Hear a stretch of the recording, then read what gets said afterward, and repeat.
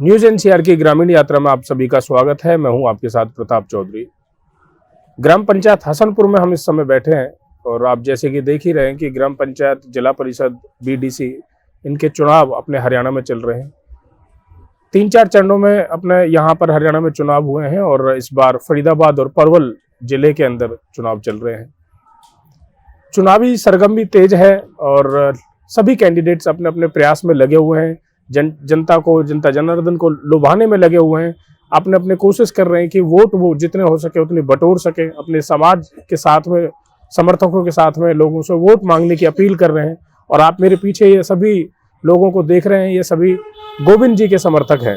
और मैं आपको बता दूं, भावी सरपंच पद के उम्मीदवार हैं हसनपुर ग्राम पंचायत से। एक बड़ी पंचायत हसनपुर को कह सकते हैं, क्योंकि आपको बता दूं कि इससे पहले ये विधानसभा भी रही और नगर पालिका भी हसनपुर रहा, लेकिन इसका डिमोशन करने के बाद अब इसको फिर से सरपंच यानी कि जिला पंचायत में तब्दील करा गया।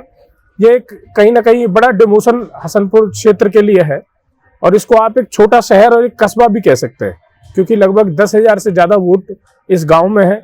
और अगर वोट के अलावा अगर हम देखें तो कम से कम 40-50 हजार की जनसंख्या यहाँ पर निवास करती है, तो एक बड़ा गांव इसको आप कह सकते हैं। तो उसके लिए यहाँ से सरपंच पद के लिए गोविंद जी ने ताल ठोकी है। आप देखते हैं कि 25 तारीख को जनता इनके सर पर किस तरह से ताज सजाती है, वो तो एक भविष्य के घर में है। लेकिन आज हमारे साथ गोविंद जी बैठे हैं और उनसे हम वार्तालाप करेंगे और आप तक पहुंचाएंगे कि वो आपके लिए क्यों सही हैं और आप उनको ही क्यों जिताएं। वो तो हम इनसे ही बात करते हैं। गोविंद जी, सबसे पहले तो आपका बहुत बहुत स्वागत है हमारे चैनल में। धन्यवाद। गोविंद जी, आप चुनावी ताल यहाँ से ठोक रहे हैं और आप इलेक्शन की पूरी तैयारी चल रही है और समय कुछ ज्यादा नहीं रह गया, इलेक्शन में बहुत कम समय रह गया है और लगातार चुनावी आपकी यात्राएं चल रही है, लोगों से वोट मांगने की अपील चल रही है। सबसे पहले मैं चाहूंगा कि आप अपनी थोड़ी सी पृष्ठभूमि लोगों को बताएं। ठीक जी? हाँ जी सर, मैं गोविंद हसनपुर समाज से हूँ जी। सर, मैं सभी समाज द्वारा चुना गया कैंडिडेट हूँ जी।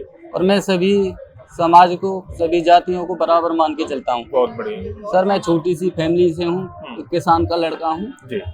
और मेरे भाई महेश फौजी जी आर्मी में रिटायर हैं जी। सर, मैं यही कहना चाहूँगा कि मैं ज़्यादा से ज़्यादा सरपंच जी के पद पे इसलिए खड़ा हुआ हूँ कि सभी लोगों ने मेरे पर विश्वास किया है, इसलिए मुझे कैंडिडेट चुना गया है। इसके लिए सर मैं कहना चाहूँगा कि मैं जैसे मेरी जनता ने मुझे चुना है उससे ज़्यादा मैं उभर के उनके सामने आऊँगा। जैसे हाँ जी गोविंद जी, ऐसी कौन सी चीजें हैं जिस मुद्दे पर आप चुनाव लड़े? देखिए, आप बहुत युवा हैं, बहुत कम आपकी एज है इस समय और आप राजनीति में उतरे हैं। जी जी। और अब इससे अच्छा आप कोई बिजनेस भी कर सकते थे, कोई नौकरी भी कर सकते थे, आपने राजनीति को ही क्यों चुना? सर, राजनीति देखता हूँ मैं, गांव में किसी के बीपीएल कार्ड नहीं है जी और रास्ते खराब हैं, कोई सुनता नहीं है गरीबों की जी। थोड़ा सा इसलिए आगे बढ़ने की कोशिश की है इसमें और इससे मुझे जनता का सहयोग भी है। सभी राजनीति के माध्यम से लोगों की समस्याएं दूर करना चाहता हूँ सर। मैं कोशिश करूंगा कि जैसे कि यहाँ पर कोई महिला कॉलेज नहीं है जी, लड़कियां दूर दूर तक जाती हैं, यहाँ से परेशान होती हैं, ठीक बात, बहुत दिक्कत हो जाती है। इसलिए मैं चाहूंगा कि गवर्नमेंट जो भी है आगे जी, वो सरपंच के अंडर में तो नहीं होता, पर मैं अपने एमएलए उनसे कोशिश करूंगा, अपील करूंगा कि यहाँ पर कॉलेजों की व्यवस्था की जाए, जिससे अपनी महिला लड़कियां सभी अपने सुरक्षित जा सके, बिल्कुल पढ़ाई भी कर सके। जी सर। इसके अलावा जैसे आप पिछली योजना में भी सरपंच थे, लगातार कोई ना कोई सरपंच हर योजना में रहता है। जी सर। तो आपको क्या लगता है कि कौन कौन सी ऐसी समस्याएं जो सबसे ज्यादा जरूरी हैं कि आप अगर चुन के आते हैं तो उन समस्याओं को खत्म करेंगे? सर, सबसे बड़ी समस्या पहले तो मैंने यही बता दिया कि कॉलेज की दिक्कत है जी। और फिर सर यहाँ कोई ग्राउंड वगैरह नहीं है बच्चों के लिए, सड़कों पर दौड़ करते हैं, रनिंग करते हैं, जिससे दुर्घटना हो जाती है जी। हाँ सर। और दूसरी बात सर, आपने भी देखा हॉस्पिटल की सुविधा है ही नहीं यहाँ पर। हॉस्पिटल तो बहुत खस्ता हालत में है यहाँ पर, ज्यादा ही दिक्कत है। फिर दूसरी बात सर, आपने भी देखा होगा, आप निकल के आए हैं कि रास्तों में पानी गड्ढा हो रखे, तो मैं इस पर ही। अच्छा, युवा हैं तो युवाओं के लिए कोई आपके मन में कोई ऐसे क्या विचार हैं कि युवा क्योंकि अगर देखा जाए तो हमारे देश में 80% आबादी युवाओं की है और युवाओं की वजह से ही देश चल रहा है। तो सबसे पहले, और आप खुद पढ़े लिखे हैं, आप मेडिकल लाइन से भी, फार्मा आपने कर रखी है, तो रोजगार भी लोगों के पास यहाँ पर नहीं है। एकमात्र एक साधन होता है कि या तो वो फौज में चले जाएंगे या कुछ दुकानदारी कर लेंगे, कुछ और छोटा मोटा काम कर लेते हैं बच्चे। तो उनको विकास के लिए, उनके उत्थान के लिए क्या योजना है आपके पास? सर उत्थान के लिए यहाँ पर गवर्नमेंट कॉलेज में इतनी फैसिलिटी नहीं है। ठीक है। जैसे भी यहाँ पर अगर अच्छा कोई कॉलेज आ जाए, सरकार की तरफ से हम अपील करेंगे कोई अच्छा कॉलेज आ जाए, स्कूल आ जाए और सभी लोग पढ़ सकें। हाँ। क्योंकि हर कोई असमर्थ होता है यहाँ जाने में, दूर जाने में। क्या आपकी ग्राम पंचायत में कोई ऐसी जगह है जहाँ पर बच्चों के लिए खेलने के लिए कोई ग्राउंड की व्यवस्था बन सके? जी, व्यवस्था सर है तो नहीं, पर अभी करनी पड़ेगी वो तो। जी जी जी जी, चलिए बहुत बढ़िया है। और आप काफी विकास की बातें कर रहे हैं। और देखिए, एक विजन है सबसे बड़ी। कोई जरूरी नहीं है कि हमारे कैमरे पे कोई बहुत अच्छे से एक्सप्लेन कर सके, लेकिन भाव को समझने की कोशिश करिए कि वो क्यों चुना। एक छोटी उम्र में एक बच्चा, एक छोटी उम्र में जो नौकरी कर सकता है, वो नौकरी को लात मार के इन समाज के इन लोगों के लिए खड़ा है और इन लोगों की उन्नति के लिए सोच रहा है, इस गांव की प्रगति के लिए सोच रहा है, इस गांव को के विकास के लिए सोच रहा है, बातें कर रहा है। तो गोविंद जी सर, आप जिस मार्केट में हम अभी बैठे हैं, क्योंकि मैं भी काफी समय से आपके गांव में फील्ड में हूं और लोगों से बात कर रहा हूं, हर तरह के लोग मुझे भी मिलते हैं, कैंडिडेट्स भी मिल रहे हैं। जी। एक मार्केट में ये जो मेन बाजार है, क्योंकि एक कस्बे की तरह, एक शहर की तरह ही है, लेकिन बाजार इसमें बिल्कुल शहर की तरह है, लेकिन यहाँ पर अतिक्रमण की समस्या बहुत है। क्या कभी आपके मन में ऐसा विचार आया कि ये जो मेन रास्ता है, इस रास्ते से वो अतिक्रमण को किसी तरह से कम किया जा सके, ताकि रास्ता भी स्मूथ हो जाए और लोगों का आवागमन सही तरह से चलता रहे? वो तो सर रास्ता बाहर से ही निकाला जाएगा जी, जब ये समस्या दूर हो सकती है। तो बाईपास का यहाँ पर कोई प्रोविजन है ऐसा कि बाईपास निकल सके? अच्छा, तो आज अभी तक पहले किसी सरपंच ने इस चीज को सोचा नहीं कि भाई कोई रास्ता बाहर से दे दिया जाए ताकि यहाँ की मार्केट की परेशानी ना हो? नहीं सर, ऐसा तो नहीं है, वो तो PWD के अंदर आ जाता है। हाँ, बिल्कुल बाहर से जी, थोड़ा से इसलिए करी होगी सर। अच्छा, चलिए गरीबों की अगर हम बात करते हैं, देखिए एक हमारे समाज में एक सबसे बड़ी समस्या ये है कि एक छोटा तबका जिनके पास रोजगार नहीं है, जो बेचारे हर रोज 200, 300, 100, 200 रुपए कमा के अपने परिवार का भरण पोषण करते हैं, उन बच्चों का खान पीन का करते हैं जी सर। तो उनके पास तक योजनाएं ठीक से नहीं पहुंच पाती हैं जो गवर्नमेंट की हैं। क्योंकि अगर देखा जाए तो जिला पंचायत के पास भी इतनी सारी योजनाएं हैं कि आपको MLA मंत्री का मुंह देखने की जरूरत भी नहीं है। आप खुद इतना विकास अपने गांव के लिए कर सकते हैं, उन गरीबों के उत्थान के लिए कर सकते हैं, चाहे BPL कार्ड हो गया, राशन कार्ड हो गया, और भी बहुत सारी चीजें हैं। तो उसके लिए कुछ विचार हैं आपके, उनके लिए कैसे काम करेंगे? सर कोशिश तो यही रहेगी मेरी भी कि BPL कार्ड ज्यादा से ज्यादा बनवाए जाएं या कोई भी उनके लिए जो भी सुविधा उनका प्रबंध किया जाए सर, यही करूंगा मैं तो कोशिश। इसलिए समाज ने चुना हूँ कुछ 19 से। जी। चलिए बहुत बढ़िया है। और हमने गोविंद जी से बात करी, आपने भी सुना, उनका विकास के लिए एक उनकी सोच है और यह सोच बड़ी अच्छी है, क्योंकि कम उम्र में इस तरह का काम करना, एक इस तरह की राजनीतिक सोच आना, क्योंकि ये सोच कहीं ना कहीं अपने गांव के विकास के लिए दर्शाती है कि उसको कैसे अपने युवाओं को आगे बढ़ाना है, महिलाओं को स्वावलंबी बनाना है। और यहाँ पर आपके गांव में देखा जाए स्ट्रीट लाइट की, कैमरे, इस तरह की व्यवस्था नहीं है सर। हाँ जी, उसके लिए भी आपके सर कोशिश करूंगा। मैं सोच रहा था पहले ही, अगर कैंडिडेट यानी कि सरपंच पद बन जाते हैं हम जी, तो कोशिश करेंगे सर इसकी। अच्छा, तो गांव का सपोर्ट मिल रहा है आपको? हाँ सर, बिल्कुल सपोर्ट है सभी बिरादरियों का सर। अच्छा, चलिए अंत में मैं चाहूंगा कि आप अपने गांव से कोई अपील, कोई निवेदन उनसे करना चाहें वोट मांगने के लिए, तो आप हमारे माध्यम से कह सकते हैं जी। सर वैसे तो ज्यादातर सभी बिरादरी मेरे साथ हैं सर, सभी समाज जी, पर मैं फिर भी गुजारिश करूंगा सर कि ज्यादा से ज्यादा कृपा करके मुझे कामयाब बनाने की कोशिश करें। चलिए बहुत बढ़िया है, मैं आपका विकास कर सकूं। बिल्कुल बिल्कुल, और जब आप इनका साथ देंगे तभी आपके गांव का विकास संभव है। और मैं आपको एक चीज बता दूं, अब की बार एक ऐसे नेता पर विश्वास कीजिए जिसने कभी पहले राजनीति का मजा ना चखा हो, क्योंकि इससे पहले तो राजनीति में लोग आए गए ये तो चलता रहा है, और जितने भी लोग हैं उनको राजनीति का ज्ञान है। इस युवा को राजनीति का अभी वो ज्ञान नहीं है जो कि आपके पास में आपको बरगलाने का काम कर सके, क्योंकि पहली बार या 5 साल के लिए अगर आप इसको चुनकर लाते हैं तो ये आपके लिए काम भी करेगा, आपके बीच में रहकर ही राजनीति को सीखेगा भी, और सीखने के साथ साथ आपके गांव का विकास करेगा। तो अपने विवेक का इस्तेमाल कीजिए और सोचिए और समझिए अच्छी तरह से कि आपको अपने गांव के लिए किसको चाहिए, कैसा नेता चाहिए जो आपके गांव का विकास कर सके, जो आपकी बेहतरीन के लिए सोच सके, जो आपके परिवार गरीब कल्याण के लिए काम कर सके। उस नेता को आप अपने विवेक के अनुसार चूज करिए और उसी को ही अब की बार जिता कर लाइए। अब की बार मौका उन लोगों को मत दें जो आपकी जनता को झांसे में रखते हैं, भ्रांतियां पैदा करते हैं उनके अंदर। तो अब की बार गोविंद जी के लिए आप खड़े होइए, उनके लिए तैयार कीजिए और लोगों से भी अपील करिए। और हम भी इनको बहुत बहुत शुभकामनाएं देते हैं कि अब की बार गोविंद जी हसनपुर गांव से अगर चुनकर आते हैं तो ये एक इतिहास भी होगा कि एक बहुत कम उम्र का युवा आपके बीच में सरपंच बन के आएगा। और अभी यहाँ पे और भी समर्थक बैठे हैं, हम उनसे भी बात करेंगे, उनसे भी जानेंगे कि उनकी गोविंद जी के लिए क्या प्रतिक्रिया है और गांव से किस तरह का सपोर्ट मिल रहा है।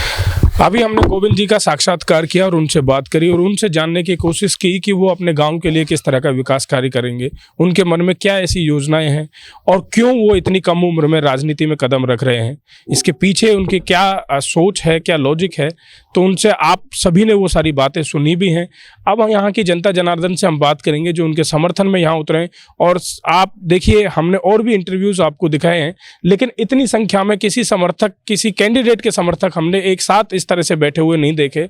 और आज आप हमारे साथ गोविंद जी जो कि इतने युवा हैं और उनके साथ इतने युवा भी हैं, बुजुर्ग हैं, और सबसे अच्छी बात यह है कि उन बुजुर्गों का इनको आशीर्वाद मिल रहा है जो कि आजकल बहुत कम देखने को मिल रहा है। और मैं आप जो कैंडिडेट के इंटरव्यूज हमने लिए हैं उतनी संख्या में तो आपने शायद लोग नहीं देखे जितने मैंने यहाँ पर देखे हैं। तो बड़ी अच्छी सोच के साथ आप चल रहे हैं। भाई साहब नमस्कार। अपना नाम बताइए। मेरा नाम मूलचंद है जी। मूलचंद जी, बड़ा अच्छा लगा, आज इंटरव्यू भी हमने गोविंद जी का लिया और इतनी संख्या में यहाँ पर सब लोग बैठे हैं, तो आप समर्थक भी हैं। तो क्या लगता है कि इतने कम उम्र के युवा को आप राजनीति में पहले तो क्यों वो आए? सर, हमारे यहाँ पे ग्राम पंचायत में पहले बहुत सरपंच रह चुके हैं जो कि सब कोई विकास की ओर कोई नहीं जा रहा है। यहाँ पे हमारे यहाँ पे बिजली का भी, पानी का भी बहुत दिक्कत आ रही है। देखो, आप निकलते हो उधर जाते हो, इसमें रोड सबरे खराब हुए पड़े हैं, पानी का कहीं निकास नहीं है। छोटी सी भी बारिश हो जाती है, पानी का कोई रास्ता नहीं है जाने के लिए। हमने इसीलिए इस बच्चे को चुना है आगे भविष्य के लिए, जो कि हमारी जो ये सुविधाएं उन पे खरा उतरेगी। बहुत बढ़िया। भाई साहब, आप अपना नाम बताइए। राम सिंह जी। राम सिंह जी, किस तरह से गांव का सपोर्ट मिल रहा है गोविंद को? तो सपोर्ट तो बहुत अच्छा मिल रहा है। हम अपने भाई को आगे लेके आए हैं, हमारे छोटे भाई है, लेकिन जनता का भी सपोर्ट मिल रहा है यहाँ पे। जो सबसे प्रथम ये इनका लक्ष्य यही है कि युवाओं को सबसे आगे मौका दिया जाए, उनको आगे बढ़ाया जाए और उनकी शिक्षा पे भी ध्यान दिया गया, इस पॉइंट पे भी बात की गई है। और ग्रामीण में के इलाके में जो भी अपने अंडर में आ रहा है, सबसे पहले जो कमियां हैं उनको पूरा करने पर ज़्यादा बात की गई है। बाबूजी, बेटे को चुनावी क्षेत्र में उतार दिया है राजनीति करने के लिए, जबकि अभी बहुत कम उम्र है, पढ़ लिख सकता था और पढ़ाई कर सकता था या कोई अच्छी नौकरी भी कर सकता था, राजनीति में क्यों उतार दिया? सर, ऐसा है कि बच्चे के आजकल तुम पता है जो मन की बात होती है वो हमको नहीं बताते हैं। तो हमारे नॉलेज में भाई ये लड़का राजनीति में आ रहा है, मैंने बेटा कोई बात ना, नौकरी सर पर देख भाई, फिर मत आवे वन नहीं पापा, आपके मेरा मन कर रहा है, कोई बात नहीं। समाज ने मुझे चुनाया और समाज मुझको सम्मान दे रही है, तो मैं यही कहना चाहूँगा जी, बढ़िया बात है जी, मेरे समाज साथ है, सभी समाज, एक समाज से नहीं बनता है जी, सभी समाज से ही छत्तीस बढ़ाना चाहिए। तो मैं यही कहूँगा जी, बच्चा का सम्मान यही देता हूँ, चाहता हूँ भाई, जैसे समाज कर रही है, चल रही है, बहुमत जैसा है, मैं तो इसको विजय प्राप्त चाहता हूँ। बहुत बढ़िया। बाबू, आप अपना नाम बताइए। मेरा नाम कनीराम है जी। कनीराम जी, बच्चा आपके साथ में है, गांव और जहाँ पे समर्थन देखने को भी मिल रहा है गांव के अंदर, और जो छत्तीस बिरादरी है वो लोग कितना सपोर्ट है? सातों जाति को गांव में है जी, सब इस बच्चे पे हाथ रख रहे हैं और हम तो भगवान से प्रार्थना करें ऐसा बच्चा सबको कामयाब हो। बस हमारी तो यही बात है जी। हाँ, आप क्या कहेंगे? नंदलाल, मेरा नाम नंदलाल जी है। ये जहाँ बैठेगा ये चौपार है, ये एक चौपार है मला समाज की। इन्होंने कहा अभी आप कैमरा घुमा कर देख लो कि आज तक नहीं जितने सरपंच बने इसे काई सौ देने इसे पटापता नहीं होगा आज।